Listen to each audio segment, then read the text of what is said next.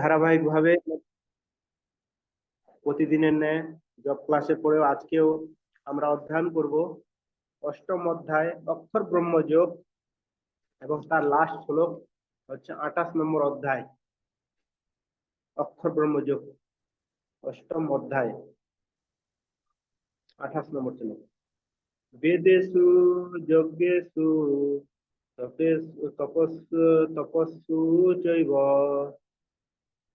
বেদেষু যজ্ঞেষু তপস্সু তপস্সু চৈব দানেষু যৎ পুণ্যফলং প্রবিষ্টম দানেষু যৎ পুণ্যফলং প্রবিষ্টম তাত্যেতি তৎসর্বমিদং বিদিতা তাত্যেতি তৎসর্বমিদং বিদিতা যোগিং পরম স্থানমুপৈতি চাদ্দম যোগিং পরম স্থানমুপৈতি চাদ্দম। বেদেষু মানে বেদ পাঠে, যজ্ঞেষু মানে যজ্ঞ অনুষ্ঠানে, তপস্যু মানে তপস্যা, চ মানে ও, এব মানে অবশ্যই, দানেষু মানে দানে, যৎ মানে যে, পুণ্য ফলম মানে পুণ্য ফল, প্রবিষ্টম মানে নির্দেশিত হয়েছে, তাত্যেতি মানে অতিক্রম করে, তৎ মানে সর্বম, তৎসর্বম মানে সেই সমস্ত, ইদম মানে এই, বিদিতা মানে যিনি, যোগী মানে ভক্ত, পরম পরম মানে পরম, স্থানম স্থান, উৎপত্তি মানে প্রাপ্ত হন, চ মানে ও, আদ্যম মানে আদি। অনুবাদ প্রবাদকৃত ভক্তিযোগ অবলম্বন করলে তুমি কোনো ফলই বঞ্চিত হবে না। বেদ পাঠ, যজ্ঞ অনুষ্ঠান, তপস্যা, দান আদি যত প্রকার জ্ঞান ও কর্মের সাধন আছে সেই সমুদয়ের ফল যোগী ও ভক্ত যোগীর দ্বারা লাভ করে আদি পরম ধাম প্রাপ্ত হন। খুব সুন্দর শ্লোক, গুরুত্বপূর্ণ শ্লোক। তাৎপর্য, এই শ্লোকটি কৃষ্ণ ভাবনামৃত ও ভক্তিযোগের বিশেষ বর্ণনা সমন্বিত সপ্তম অষ্টম অধ্যায়ের সারমর্ম। শ্রী গুরুদেবের তত্ত্বাবধানে থেকে বেদ অধ্যয়ন ও তপশ্চর্যার অনুশীলন করা অত্যন্ত আবশ্যক। ব্রহ্মচারীকে গুরুগৃহে থেকে অনুগত ভৃত্যের মতো গুরুদেবের সেবা করতে হয় এবং তাকে দ্বারে দ্বারে গিয়ে ভিক্ষা করে এনে গুরুদেবকে অর্পণ করতে হয়। শ্রী গুরুদেবের আজ্ঞা অনুসারেই কেবল সে ভোজন করে এবং যদি কোনোদিন গুরুদেব তাকে ভোজনে না ডাকেন তাহলে সেই দিন সে উপবাসী থাকে। এগুলি ব্রহ্মচর্য ব্রতের একটি বৈদিক সিদ্ধান্ত। 5 বছর থেকে 20 বছর পর্যন্ত গুরুর তত্ত্বাবধানে বেদ অধ্যয়ন করার পর ব্রহ্মচারী শিক্ষার্থী পরম চরিত্রবান মানুষ হতে সক্ষম হন। বেদ অধ্যয়ন করার উদ্দেশ্য আরাম কেদারায় অপবিষ্ট মনোধর্মীদের মনোরঞ্জন করা নয়, তার উদ্দেশ্য চরিত্র গঠন। এই প্রশিক্ষণের পর ব্রহ্মচারী গৃহস্থ আশ্রমে প্রবেশ করে বিবাহ করতে পারেন। গৃহস্থ আশ্রমেও তাকে নানা রকম অনুষ্ঠান করতে হয় যাতে তিনি অধিকতর সিদ্ধি লাভের উদ্দেশ্যে পারমার্থ সাধনে সচেষ্ট হন। ভগবত গীতার বর্ণনা অনুযায়ী দেশ, কাল ও পাত্র বিচার এবং সত্য রজ তমগুণের পার্থক্য নির্ণয় করে যথোপযুক্ত ভাবে দান ধ্যান করাও তার অবশ্য কর্তব্য। তারপর গৃহস্থ আশ্রম থেকে নিবৃত্ত হয়ে বানপ্রস্থ আশ্রম অবলম্বন পূর্বক বনবাসী হয়ে বল্ক ধারণ করে গৌর কর্ম পরিহার করে তাকে নানা রকম তপশ্চর্যার অনুশীলন করতে হয়। এইভাবে ব্রহ্মচর্য, গারস্থ, বানপ্রস্থ এবং সবশেষে সন্ন্যাস আশ্রমে বিধি বিধান পালন পূর্বক তাকে জীবনের পরম সিদ্ধি স্তরে উন্নীত হতে হয়। তাদের মধ্যে কেউ কেউ স্বর্গলোকে উন্নীত হন এবং তারপরে আবারও উন্নতি সাধন করার পরে পরম ব্রহ্মে নির্বিশেষ ব্রহ্মজ্যোতি অথবা বৈকুণ্ঠ লোকে অথবা বিষ্ণু লোকে পরম মুক্তি লাভ করেন। বৈদিক সাহিত্যে এই পথের দিগদর্শন দেওয়া হয়েছে। তবে কৃষ্ণ ভবনামৃতের সৌন্দর্য হলো এই যে কেবল ভগবানকে ভক্তি করার একটি মাত্র সাধনার মাধ্যমেই এই সমস্ত আশ্রম ও বৈদিক কর্মকাণ্ডের সমস্ত আচার অনুষ্ঠান অতিক্রম করা যায়। ইদং বিদিতা বিদিতা শব্দ দুটির দ্বারা বোঝানো হয়েছে যে ভগবত গীতা এই অধ্যায়ে ও সপ্তম অধ্যায়ে শ্রীকৃষ্ণ প্রদত্ত উপদেশ বোঝা উচিত। পুঁথিগত বিদ্যা বা জল্পনা কল্পনার মাধ্যমে বোঝাবার চেষ্টা না করে ভক্ত সঙ্গে তা শ্রবণের মাধ্যমে হৃদয়ঙ্গম করার চেষ্টা করা উচিত। সপ্তম থেকে শুরু করে দ্বাদশ পর্যন্ত অধ্যায়গুলি ভগবত গীতার সারমর্ম। প্রথম 6টি অধ্যায় এবং শেষের 6টি অধ্যায় যেন মাঝের 6টি অধ্যায়ের আবৃত করে রেখেছে, যেগুলি বিশেষভাবে এবং পরমেশ্বর ভগবানের দ্বারা সুরক্ষিত হয়েছে। যদি কোনো ভগবান ভক্তের সঙ্গে ভগবত গীতার বিশেষ করে মাঝখানের এই 6টি অধ্যায়ের তত্ত্ব যথার্থভাবে হৃদয়ঙ্গম করতে পারেন, তাহলে তার জীবন সমস্ত তাপ, যজ্ঞ, দান, ধ্যান, মনোধর্ম আদির ঊর্ধ্বে দিব্য কীর্তির দ্বারা গৌরবান্বিত হয়। কেননা শুধুমাত্র কৃষ্ণ ভাবনার মাধ্যমেই তিনি এই সব রকম কর্মের সুফল অর্জন করতে পারেন। ভগবত গীতার প্রতি যার কিছুমাত্র বিশ্বাস আছে, তার কোনো তার কোনো কৃষ্ণ ভক্তের কাছ থেকেই ভগবত গীতার শিক্ষা গ্রহণ করা উচিত। কারণ চতুর্থ অধ্যায়ের প্রারম্ভে স্পষ্টভাবে বলা হয়েছে যে ভগবত গীতার তত্ত্বজ্ঞান কেবল ভক্তরাই উপলব্ধি করতে পারেন, অন্য কেউ যথাযথভাবে ভগবত গীতার উদ্দেশ্য বুঝতে পারেন না। তাই মনোধর্মীদের কাছ থেকে ভগবত গীতার ব্যাখ্যা না শুনে কোনো কৃষ্ণ ভক্তের কাছ থেকে শ্রবণ করা উচিত। এটি হচ্ছে শ্রদ্ধার লক্ষণ। কেউ যখন ভক্তের সন্ধান করতে থাকে এবং সৌভাগ্যক্রমে কোনো ভক্তের সান্নিধ্যে লাভ করতে সক্ষম হয়, তখন তার পক্ষে যথাযথভাবে ভগবত গীতা অধ্যয়ন ও উপলব্ধির সার্থক প্রচেষ্টায় সূচনা হয়। সাধু সঙ্গের প্রভাবে ভগবত সেবার সূচনা হয় এবং সেই সেবার ফলে শ্রীকৃষ্ণ ও ভগবানের সম্বন্ধে ও শ্রীকৃষ্ণের নাম, রূপ, লীলা, পরিকর আদি সকল বিষয়ে সমস্ত সংশয় সম্পূর্ণরূপে দূর হয়। এইভাবে সমস্ত সংশয় দূর হলে অধ্যায়ে মনোনিবেশ হয়, তখন ভগবত গীতার অধ্যয়ন উপভোগ্য হয় এবং সর্বদা কৃষ্ণ ভাবনাময় অনুভূতির স্তর লাভ হয়। আরো উন্নত স্তরের শ্রীকৃষ্ণের প্রতি পূর্ণ প্রেমানুরাগের উদয় হয়। এই পরম সিদ্ধির স্তর ভক্ত চিদাকাশে অবস্থিত শ্রীকৃষ্ণের ধাম গোলকে বৃন্দাবনে প্রবিষ্ট হন, যেখানে তিনি চিন্ময় শাশ্বত আনন্দ লাভ করেন। খুব সুন্দর। জয় জগৎগুরু শিল প্রভুপাদ কি।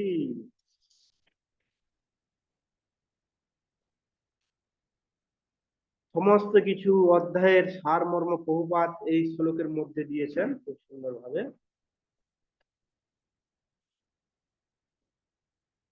এবং খুব গুরুত্বপূর্ণ শ্লোক। খুব গুরুত্বপূর্ণ ভাবে প্রভুপাদ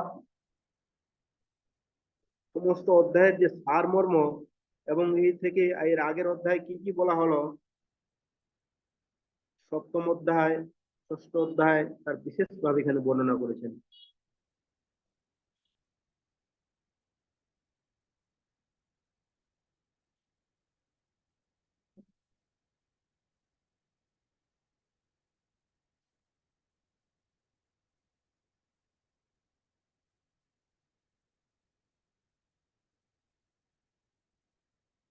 যে বলেছেন ভক্তিযোগ অনুবাদ, ভক্তিযোগ অবলম্বন করলে তুমি কোনো ফলেই বঞ্চিত হবে না। বেদ পাঠ, যজ্ঞ অনুষ্ঠান, তপস্যা, দান আদি যত প্রকার জ্ঞান ও কর্মের সাধন আছে, সেই সমুদের ফল যোগী বা ভক্তযোগীর দ্বারা লাভ করে আদি পরম ধাম প্রাপ্ত হয়।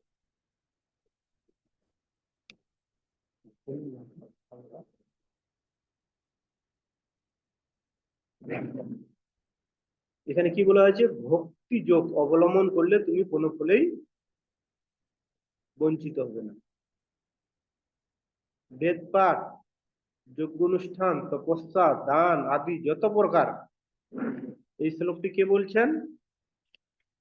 ভগবান শ্রীকৃষ্ণ স্বয়ং অর্জুনকে বলছেন যে কেউ যদি ভক্তিযোগ অবলম্বন করে তাহলে তার সমস্ত কিছু করা হয়ে যায়। বেদ পাঠ, যজ্ঞ অনুষ্ঠান, ধ্যান, তপস্যা, যত কিছু আছে সমস্ত কিছুর আধার। তাহলে এ থেকে বোঝা যায় যে এই ভক্তিযোগ প্রতিনিয়ত আমরা এই অধ্যয়ন করি, অধ্যয়নের শেষে একটাই উঠে আসে, তার সারমর্ম। কিভাবে আমরা ভগবানের প্রতি মনোনিবিষ্ট হতে পারি, কিভাবে আমরা ভগবানের নাম জপ করতে পারি, সমস্ত কিছু সার প্রতিদিনে যদি শুনি, প্রতিদিনে প্রভুদের ক্লাসে এই একটাই উঠে আসে সারমর্ম। কিভাবে মনকে তার প্রতি আমরা নিবিষ্ট করব এবং ভক্তিযোগ অনুশীলন করব। সেই পরিপ্রেক্ষিতে শ্রীকৃষ্ণ অর্জুনকে এটাই বলছেন এই শেষ অধ্যায়, শেষ শ্লোকে, যে ভক্তিযোগ অনুসরণ করলে আমাদের কোনো বেদ পাঠ করতে হবে না, কোনো যজ্ঞ অনুষ্ঠান করতে হবে না, তপস্যা করতে হবে না, দান করতে হবে না। আপনি যদি বেদ পাঠ করেন, কত বেদ পাঠ করবেন? যজ্ঞ, আপনি কি যজ্ঞ অনুষ্ঠান করতে পারবেন? করা যাবে না। তপস্যা, এই যুগে আমাদের তপস্যা করতে পারবো না, কারণ আমাদের সময় নেই, মন চঞ্চল বিচলিত। দান, আপনি কত দান করতে পারবেন? কতজনকে দান করবেন? সেটাও সম্ভব নয় কলিযুগে। এই জন্য বলা আছে যে সেই সমুদ্রের ফল যোগী বা ভক্ত ভক্তিযুগের দ্বারা লাভ করে আদি পরম ধাম প্রাপ্ত হন। কিন্তু সেই সমুদ্রের যে ফল, সমস্ত কিছুর ফল, যোগী বা ভক্ত কি করে? এই ভক্তিযুগের মাধ্যমে লাভ করে। ভক্তাম অভিজানাতি যাবান যস্মি তত্ত্বত তত্ত্বমাং জ্ঞাতা বিশেষ তদন্তরম। ভক্তি দ্বারাই আমাকে ভক্তরা জানতে পারে, আর এই প্রকার ভক্তি দ্বারা তারা আমার পরম ধাম প্রাপ্ত হন। তো এখানে খুব সুন্দরভাবে প্রত্যেকটা যে তাৎপর্যের প্রত্যেকটা লাইন প্রভুপাদ খুব গুরুত্বপূর্ণ ভাবে বলেছেন, যদিও আমাদের এত আলোচনা করা সম্ভব নয়। আমি প্রতিনিয়ত পড়ি, আমাদের তন্ময় প্রভু খুব সুন্দরভাবে যে প্রতিদিনের যে অধ্যায়গুলো প্রভু যে ছাড়েন মোবাইলে, প্রত্যেকে পড়ার চেষ্টা করবেন, খুব সুন্দর সারমর্মগুলো তুলে ধরেন। তো সেই পরিপ্রেক্ষিতে আমি এখানে বলেছেন যে আমাদের এই ভক্তিযোগ অনুসরণ করার জন্য প্রভুপাদ বলছেন যে 5 বছর থেকে 20 বছর পর্যন্ত গুরুর তত্ত্বাবধানে থেকে বেদ অধ্যয়ন করার পর ব্রহ্মচারী শিক্ষার্থীর পরম চরিত্রবান মানুষ হতে পারেন। যে কি করে একজন প্রকৃত মানুষ হবে, যে আমাদের কি, আমাদের অদূর ভবিষ্যৎ কি, বর্তমানকার প্রজন্ম অদূর ভবিষ্যৎ। প্রভুপাদ যেটা দেখেছিলেন, প্রভুপাদ আমাদের বর্তমান ব্যবস্থায় গুরুকুল উঠে গেছে, কিন্তু প্রভুপাদ গুরুকুল প্রবর্তন করেছেন। যখন আমেরিকায় প্রথম ইসকন প্রতিষ্ঠা করেছিলেন, তখন প্রভুপাদ আমেরিকার ডালাসে গুরুকুল প্রতিষ্ঠা করেছেন এবং নিজের হাতে ধরিয়ে ধরিয়ে শিখেছেন পঠন পাঠন আধ্যাত্মিক কালচার। কেন বলা হচ্ছে যে এটাই হচ্ছে আমাদের, এই শিশুরাই হচ্ছে আমাদের আগামী দিনের ভবিষ্যৎ। তারা যদি তাদের এই ভিত্তিকে এই বয়সে সঠিকভাবে পালন করতে পারে, তাহলে পরবর্তীতে একজন প্রকৃত চরিত্রবান মানুষ হতে পারে। কারণ কেন বলছে, প্রত্যেক ছেলেদেরকে 5 বছর থেকে 20 বছর পর্যন্ত ব্রহ্মচারী থাকা উচিত। এটা শাস্ত্রের শিক্ষা। এটা আচার্যরাও বলছেন। তাহলে কি হবে, সে এখন সে পরবর্তীতে একজন পরবর্তীতে সে গৃহস্থ আশ্রমে যেতে পারে, তার ফলে একজন ভালো গৃহস্থ হতে পারবে। বলা হচ্ছে ব্রহ্মচর্য, গারস্থ, বানপ্রস্থ, সন্ন্যাস, এই চারটির মূল স্তম্ভ হচ্ছে, এই তিনটি আশ্রমের মূল স্তম্ভ হচ্ছে ব্রহ্মচর্য। যে যত একটা স্টুডেন্ট সে ব্রহ্মচারী পালন করতে পারবে, তার পরবর্তী খুব জীবনকে ভালোভাবে অতিবাহিত করতে পারবে।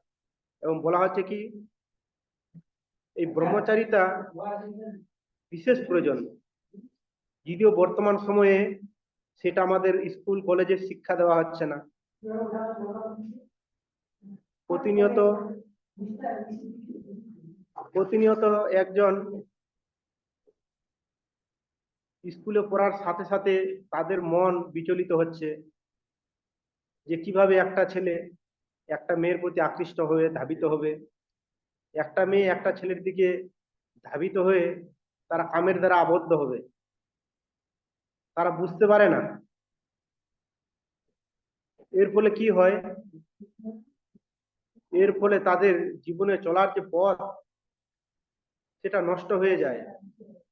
এবং তার যে শারীরিক ক্ষমতা, বহুপাদ বলছেন একজন যদি ভালোভাবে ব্রহ্মচারী পালন করে, ব্রহ্মচর্য মানে এমন নয়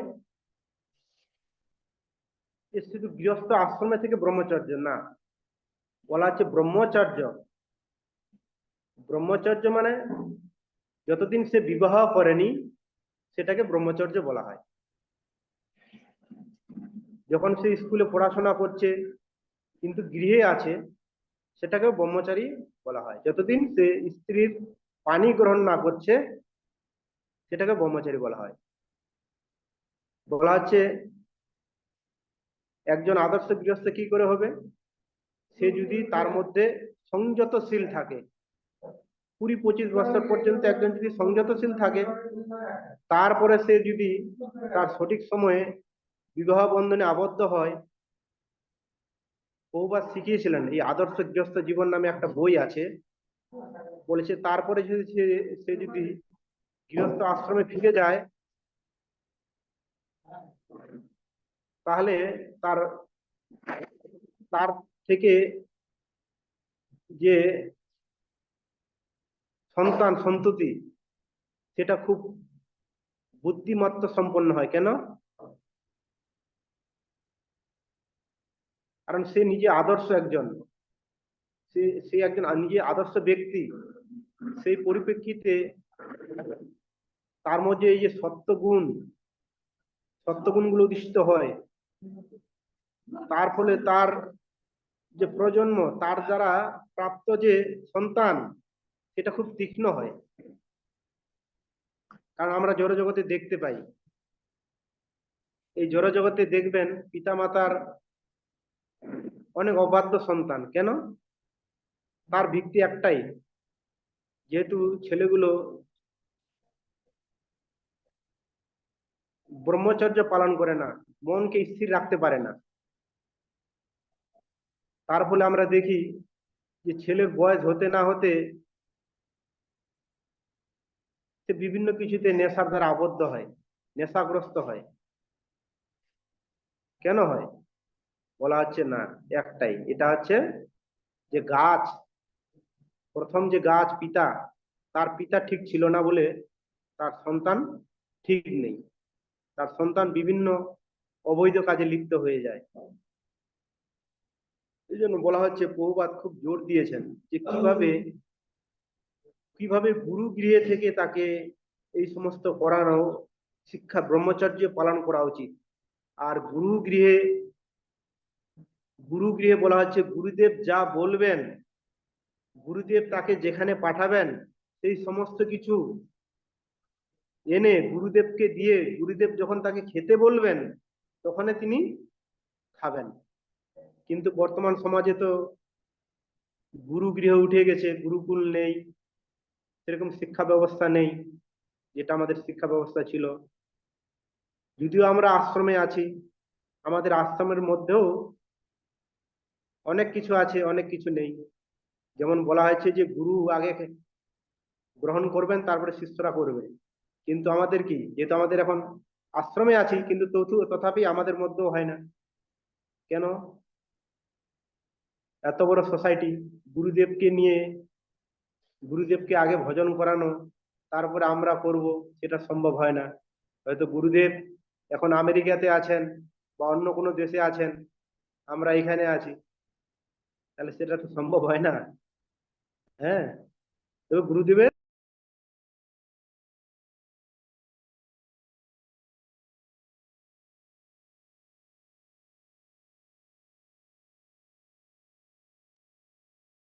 ও আপনার মিউট হয়ে গিয়েছে।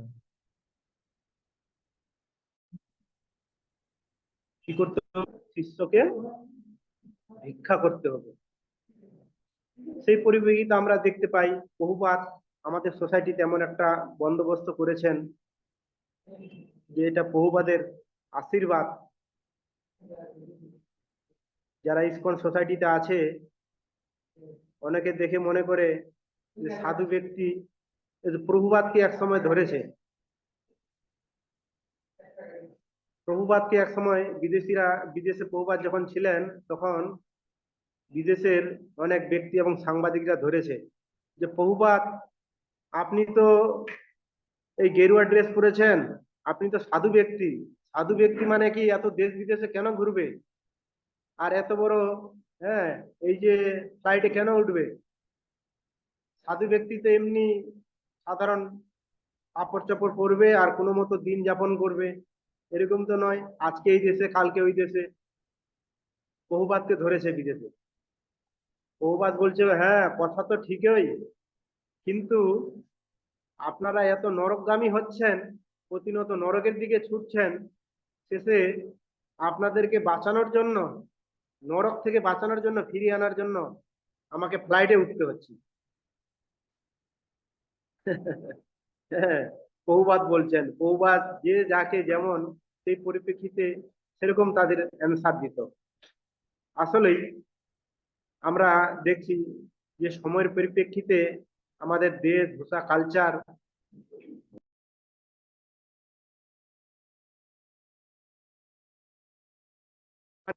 কারণ কেন? তুই একজন সাধু ব্যক্তি, সাধারণ সাধু ব্যক্তি, এমনি ময়লা কাপড়ে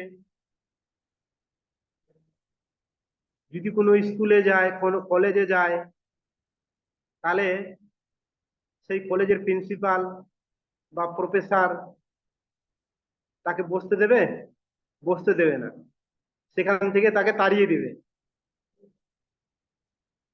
তাহলে মহাপ্রভুর যে ইচ্ছা, মহাপ্রভু বলছেন, যারে দেখো তারে কো কৃষ্ণ উপদেশ, আমার আগে গুরু হইয়া তারই দেশ।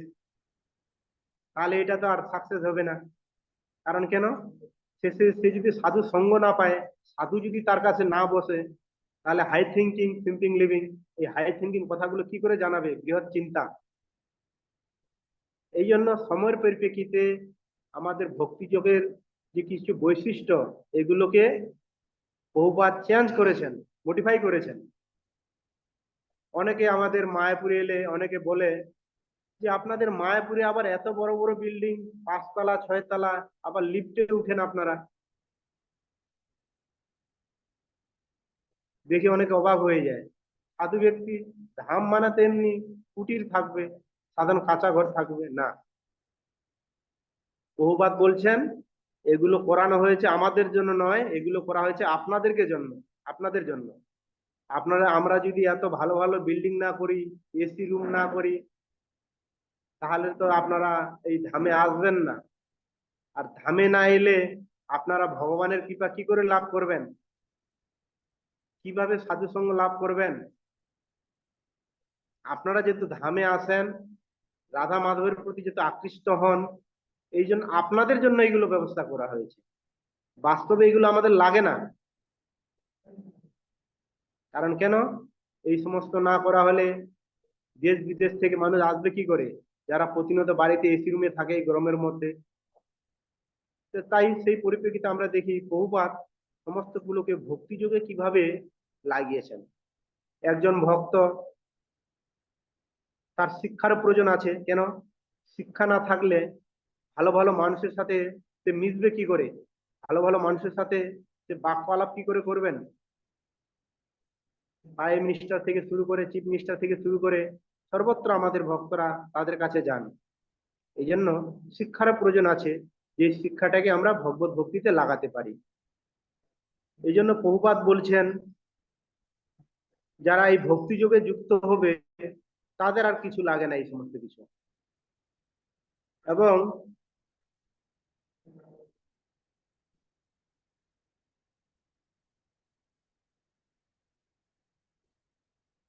এবং প্রভুপাদ বলছেন এই এই পরিপ্রেক্ষিতে, তাই মনোধর্মীদের কাছ থেকে ভগবত গীতার অধ্যয়ন না শুনে কোনো ভক্তের কাছে তা শোনা উচিত। এটি হচ্ছে শ্রদ্ধার লক্ষণ। কেউ যখন ভক্তের সন্ধান করতে থাকে, সৌভাগ্যক্রমে কোনো ভক্তের সান্নিধ্য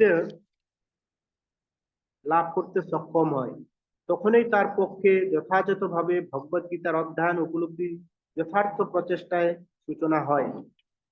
বলা হচ্ছে সৌভাগ্যক্রমে কোনো ব্যক্তি, দেখবেন অনেকে আমরা গীতা পাঠ হয়তো এই ইস্কনের সাথে যুক্ত না হওয়া, অনেকে আমরা বিভিন্ন জায়গায় বা মোবাইলের ক্লাস শুনতাম, অনেক পালা কীর্তনিয়া আছেন, অনেক অনেক গীতা পাঠক আছেন, শুনি। কিন্তু শুনলেও যে প্রকৃত কি বলতে চেয়েছেন, তার সারমর্মটা কি, সেটা আমরা বুঝতে পারতাম না। কিন্তু এই প্রভুপাদের গীতার সংস্পর্শে এসে, প্রভুপাদের ভক্তদের সংস্পর্শে এসে যে আমরা এই সমস্ত কিছু হৃদয়ঙ্গম করতে পারছি, যে জীবনের উদ্দেশ্যটা কি, কি বলতে চেয়েছেন ভগবান, কি বলতে চেয়েছেন সদ্গুরুদেব, কি বলতে চেয়েছেন।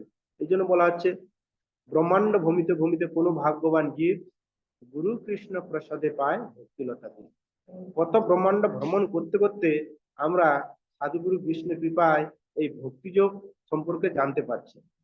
অনেকে মায়াপুরে আসে, আমি দেখি অনেকে মায়াপুরে আসে, অনেকে মনের মধ্যে খোঁজ করে যে কি করে আমি একজন সদ্গুরুদেব পাবো, কি করে একজন প্রভুর সান্নিধ্য লাভ করব। অনেকে মনের মধ্যে এরকম ভাব থাকে।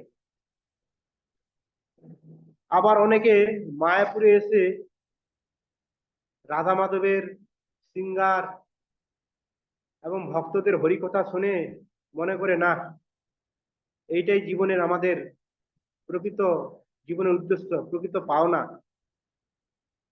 অনেকে ফিলিংস করে। কারণ কেন? বহুপাত বলছে, আমি যে সোসাইটি করেছি, আমার এই সোসাইটির প্রত্যেকটা প্রত্যেকটা জিনিস মানুষকে আকর্ষণ করবে। মঙ্গল আরতি থেকে দর্শন আরতি, দর্শন আরতি থেকে ভাগবত ক্লাস, ভগবানের সিঙ্গার, নাম সংকীর্তন, যেটা প্রত্যেকটা মানুষকে আকর্ষণ করবে, যেটা বলার কথা নয়। তার ফলে আমরা দেখি প্রভুপাদ এই সমস্ত কিছুকে ভক্তিযোগে এমন ভাবে লাগিয়েছেন যে মানুষ যুক্ত হতে বাধ্য। এবং যে ইস্কনের সাথে কিছুদিন সান্নিধ্য লাভ করেছে, সে বুঝতে পেরেছে যে জীবনে যদি প্রকৃত অর্থ পেতে হয়, প্রকৃত প্রকৃত অর্থ, জাগতিক অর্থ নয়, প্রকৃত অর্থ, তাহলে আমাদের এই ভক্তিযোগে ছিল প্রভুপাদের ভক্তদের সান্নিধ্য রেখে একমাত্র সম্ভব।